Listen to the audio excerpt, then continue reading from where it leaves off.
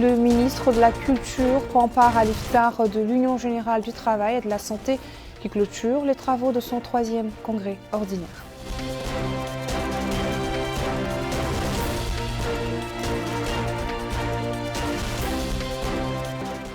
Le ministre de la Culture, de la Jeunesse, des Sports et des Relations avec le Parlement assiste à Nouakchott à la clôture du festival de Taranim, les Nuits du Maître.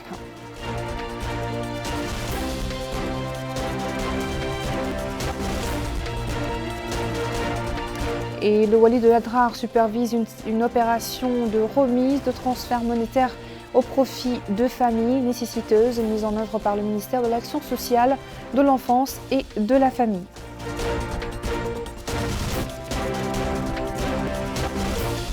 Voilà pour les titres, bonsoir et merci de vous joindre à nous. Nous ouvrons cette édition par cette activité du ministère de la Santé. Mokhtar Ouddahi qui a participé à l'iftar rupture de jeûne organisé par l'Union générale du travail et de la santé à l'occasion de la clôture des travaux de son 3e congrès ordinaire. Tenu sous le thème par l'Union et le travail, nous relevons les défis et atteignons les résultats escomptés. L'iftar a réuni le ministre de la Santé, Mokhtar Ouddahi, et un certain nombre de personnalités et de responsables de l'union syndicale, ainsi que des travailleurs du secteur de la santé.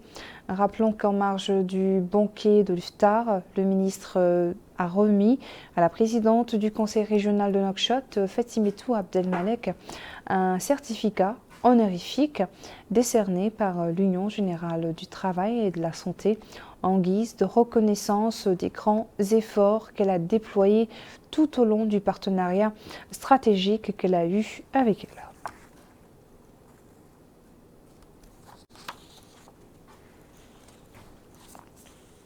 À Nouakchott, le ministre de la Culture, de la Jeunesse, des Sports et des Relations avec le Parlement, Mohamed Souedat, a supervisé hier soir au stade de la capitale, dit stade Cheikh Raoul Bouidia, la clôture des activités de la 10e édition du festival Les Nuits du Maître, organisé par le Centre Taranim pour les arts populaires. Cette édition, intitulée 10 ans de prière sous le prophète, paix et salut sur lui, porte cette année le nom de feu Ahmed Hamza. Abdullah Damaba nous en dit plus.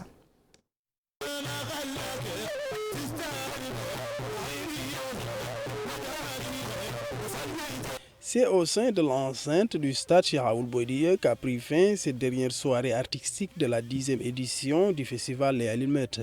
La soirée de clôture a été marquée par la déclamation de recueils de poésie et de louanges prophétiques organisés par le centre Teranim. Le thème de cette 10e édition est 10 ans de louanges et de prières sur le prophète Mohammed, paix et salut sur lui.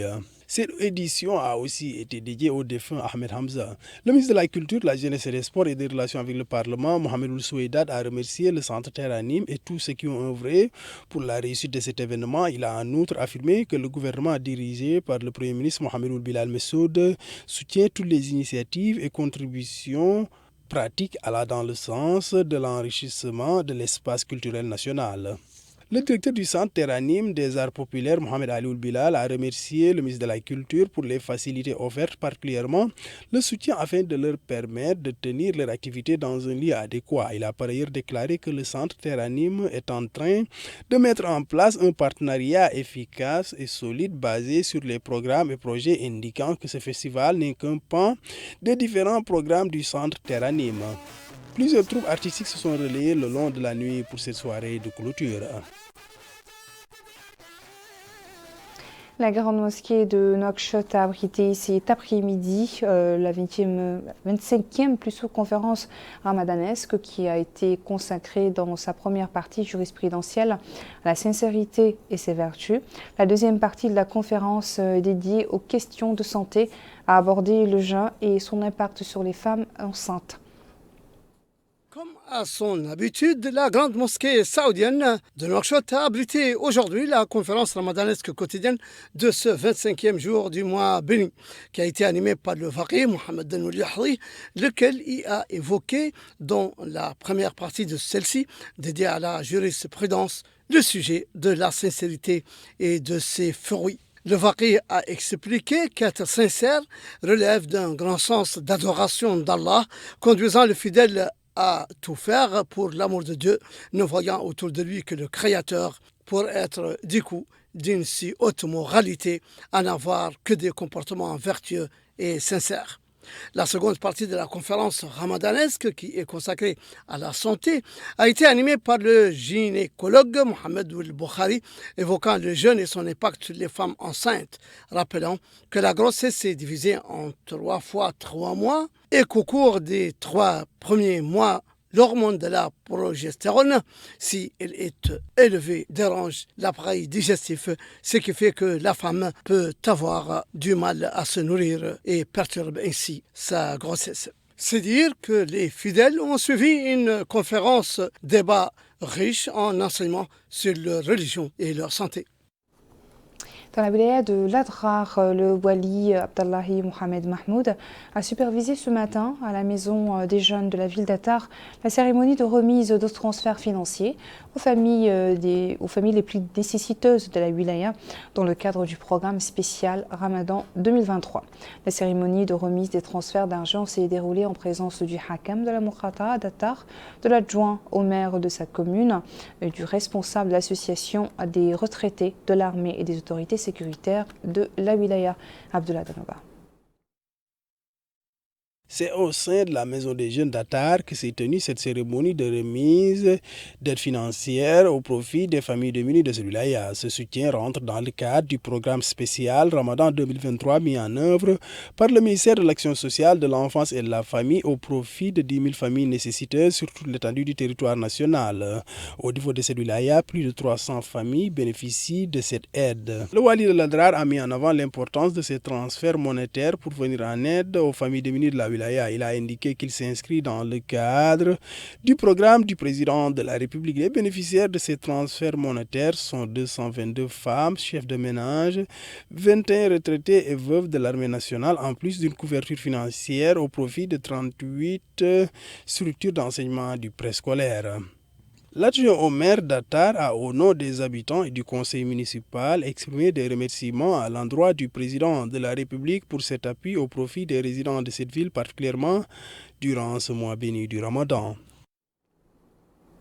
Et restons avec Abdullah Damaba qui nous emmène dans la wilaya de Jishiri pour évoquer la clôture hier soir au siège de la station régionale de Nouakchott-Mauritanie à Akjouj de la première édition du concours du Wali de Jishiri de la culture, des sciences et des sciences de la charia. Abdullah Damaba. La station régionale de Radio Mauritanie à Akjouj a abrité cette cérémonie de clôture de la première édition du concours du Wali de l'Inchiri de la culture et des sciences de la charia. Cette cérémonie a été marquée par la présence des autorités municipales, administratives et sécuritaires de la wilaya. Le Wali de l'Inchiri, Idriss Demba Korera, a fait part de sa satisfaction quant à l'organisation de ce concours qui a contribué à l'animation du mois béni du Ramadan. Il a indiqué que ce type d'activité va être renforcé conformément aux directives et orientations du président de la République, Mohamed Ould Cheikh Al-Qazouani. Cheikh Mahid Sidiye, président de la commission d'organisation de ce concours, a pour sa part salué la tenue de cet événement. Il a mis en avant la posture des participants tout en déclarant que le programme s'est déroulé comme prévu. Les récipiendaires ont reçu leur prix des mains des responsables présents à ces rencontres qui a aussi été ponctuée par des chants de médecins. À Nouakchott, à l'Institut supérieur des études et des recherches islamiques, s'est tenu ce matin un colloque scientifique intitulé « Le martyr Imam Mohamed ibn Jezi, son envergure scientifique et son influence sur la culture chinkiti ». Il s'agit d'un colloque scientifique qui s'inscrit dans le cadre des activités de Nouakchott, capitale de la culture du monde islamique pour l'année 2023. Bokar Baylaba.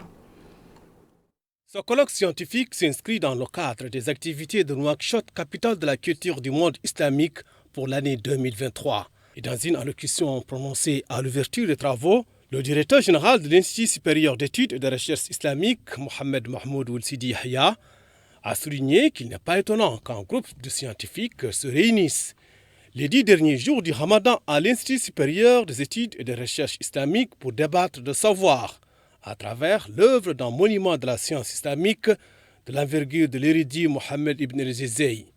Il a en outre souligné l'envergure scientifique et l'influence de l'érudit sur la culture chingite.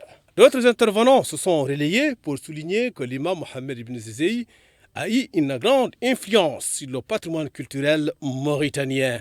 A noter que l'imam Mohamed Ibn Zizey est décédé lors de la bataille de Tarifa qui a eu lieu en Andalousie en Espagne au début du premier mois de Jumada de l'année 741 de l'Hégire, correspondant à la fin d'octobre de l'année 1340. Wilaya de Thierry Zemmour, l'appui public aux produits agricoles nationaux a joué un rôle important dans l'approvisionnement local en légumes en quantité suffisante dans la ville de Zouerat pendant le mois de Ramadan, et cela à des prix compétitif. Cette expérience, la première du genre, fruit d'un partenariat entre les secteurs publics et privés, a contribué à renforcer la confiance dans notre produit local, national, et à encourager les agriculteurs à investir dans le domaine agricole. Retour à Abdullah Damoba.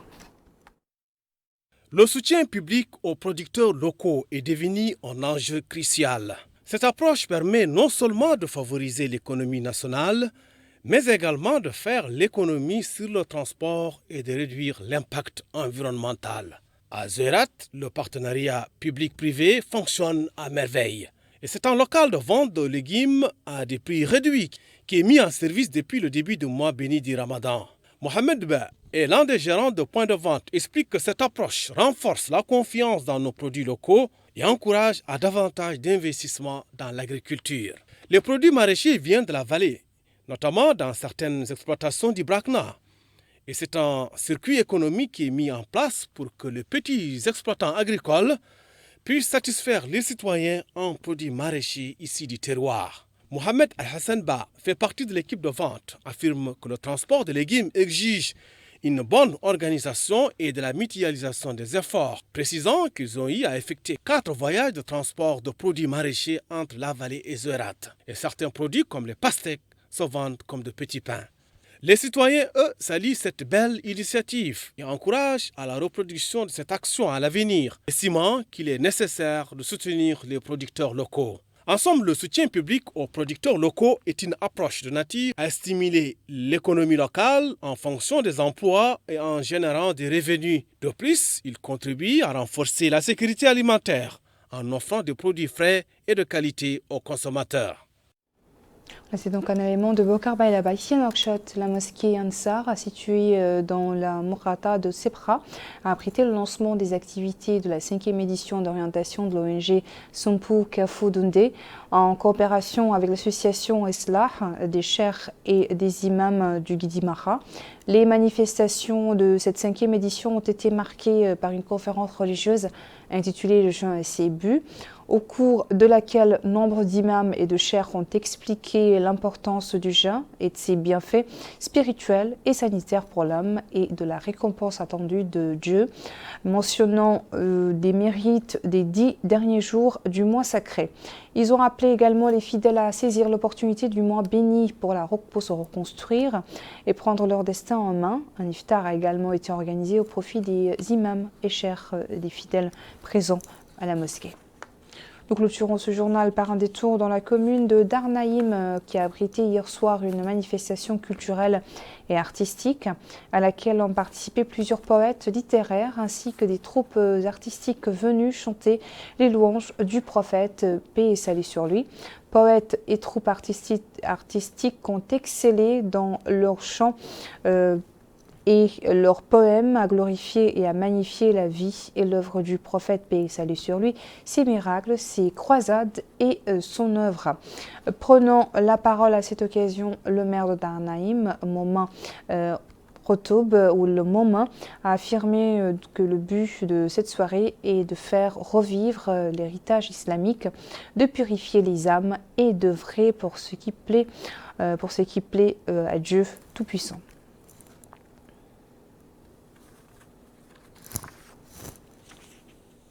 Nous clôturons ainsi ce journal. Merci à vous de votre attention. Le rappel des principaux titres. Le ministre de la Culture prend part à l'iftar de l'Union générale du travail et de la santé qui clôture les travaux de son 3e congrès ordinaire.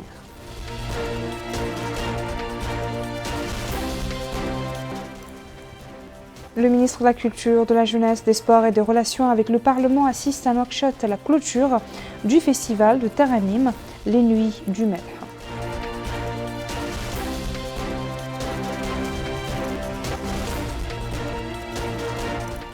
Et le Wali de l'Adrar supervise une opération de remise de transfert monétaire au profit de familles nécessiteuses mise en œuvre par le ministère de l'Action sociale, de l'enfance et de la famille.